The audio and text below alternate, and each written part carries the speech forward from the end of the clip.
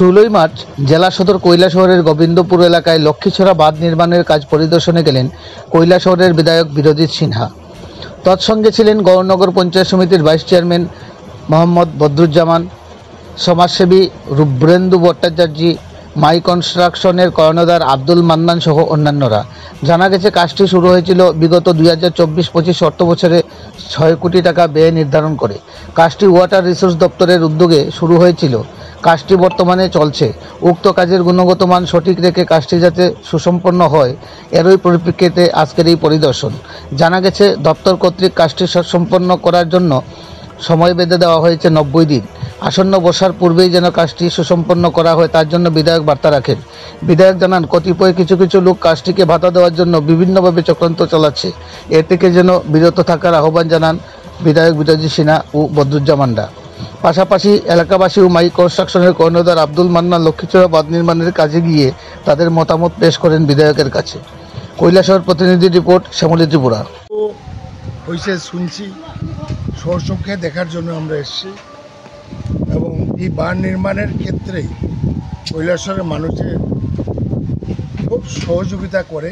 যেদিকে কাজ শুরু হয়েছে লোকাল পিপুল খুব সাহায্য করছে, কারণ মানুষ বন্যা থেকে বাঁচতেছে। কারণ এটা তো মেইন কৈলাসহর টাউনের মেইন জায়গা, এটা গোবিন্দপুরের বাঁধ। এই লক্ষ্মীছড়া এই পারে বাঁধ, ওই পারেও বাঁধ আছে, কিন্তু অন্তরায় হয়ে দাঁড়ালো এখানে যে গাছগাছরা বাড়িঘর ফ্লাড হইলে পরে জল নিষ্কাশনে প্রবলেম হয়ে দাঁড়ায়। গরিব মানুষের কী করা যায়?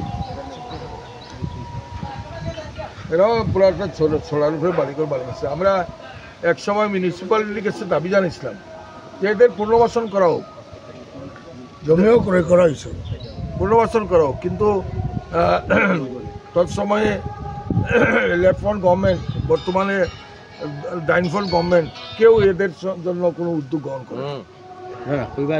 আপনারা তো দপ্তরের সঙ্গে আলোচনা করেছেন, কতদিনের মধ্যে এটা সম্পন্ন হবে বলে?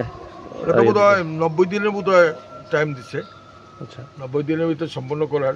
তবে এজেন্সিরাও কাজ শুরু করছেন।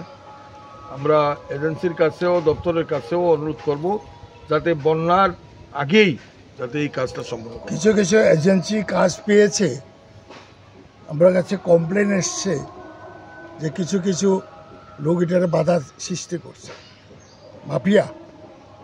তো এখন পাবলিক কিন্তু এই বাঁধ নির্মাণের পক্ষে, তাড়াতাড়ি যাতে হয়। আচ্ছা, এই ব্যাপারে আমরা প্রশাসনকে কালকে আমরা জানাবো। এই ব্যাপারে প্রশাসনের মদতে যাতে কাজটা যুদ্ধকালীন ভিত্তিতে হয়ে যায়। যারা এইসব বাধা বিপত্তি করে তাদের বিরুদ্ধে ক্রিমিনাল কেস দেওয়ার জন্য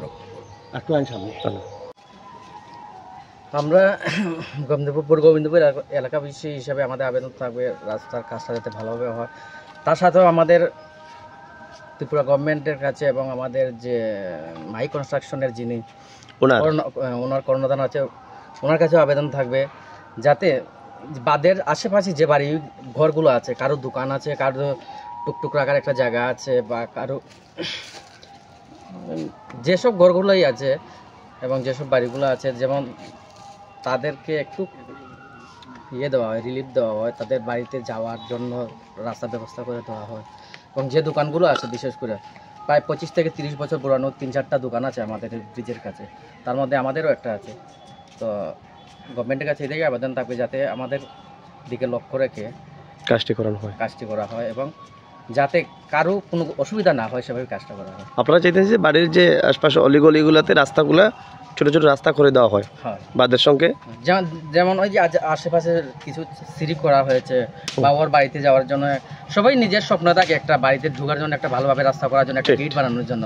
তো এই রাস্তা করার পরে যখন এই রাস্তা উচ্চ হবে তো মানুষের বাড়িতে গিয়ে মাটিগুলো পড়বে, নষ্ট হবে, যাতে এগুলি একটু ভালোভাবে দেখে দেওয়া হয়। পাশাপাশি আমাদের এখানে 2-3টা মন্দির আছে, তো মন্দিরগুলো একবারে ছড়ার পাশে লাগোয়া।